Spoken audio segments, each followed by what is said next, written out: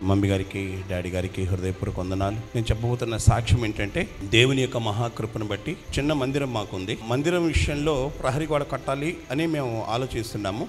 అయితే ఒక్కసారిగా దేవుడు ఒక ఆలోచన ఇచ్చాడు. మేము ఉంటున్న ఇంటి మీద మందిరం ఏర్పాటు చేయమని ప్రభు చెప్పినప్పుడు చాలా ఆశ్చర్యం అనిపించింది. ఎందుకంటే ప్రహరీ గోడకే డబ్బులు లేని పరిస్థితుల్లో మేము ఉన్నాము.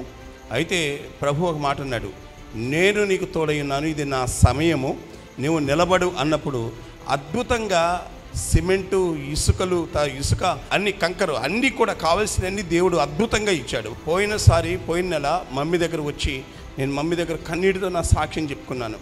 ఆరోగ్యం బాగాలేక 500 కూడా హాస్పిటల్ కట్టలేని పరిస్థితుల్లో మమ్మీ నాకు హెల్ప్ చేశారు. డాడీ గారు ఏం చెప్పారంటే, ఇవాళ మీరు బాధపడుతున్నారు, మీరు 5 లక్షలు దేవుడు మీకు ఇవ్వబోతున్నాడు, నా నోటిలో జీవం ఉంది, నమ్మండి అని డాడీగా చెప్తున్నప్పుడు ఈ మాట నా కోసమే అని నేను రిసీవ్ చేసుకున్నాను.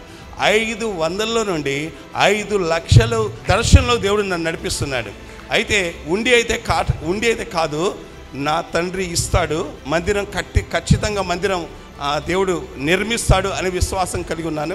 ఖచ్చితంగా మరలా కట్టబడిన తర్వాత ఇక్కడ నిలబడి మీ అందరి ప్రార్థన బట్టి, మమ్మీ గారి డాడీ గారి యొక్క ప్రార్థన బట్టి మరలా నూతన మందిరము ఇచ్చాడు నా ప్రభు అని సాక్ష్యం చెప్పి ప్రభుకే మహిమ కలుగును గాక.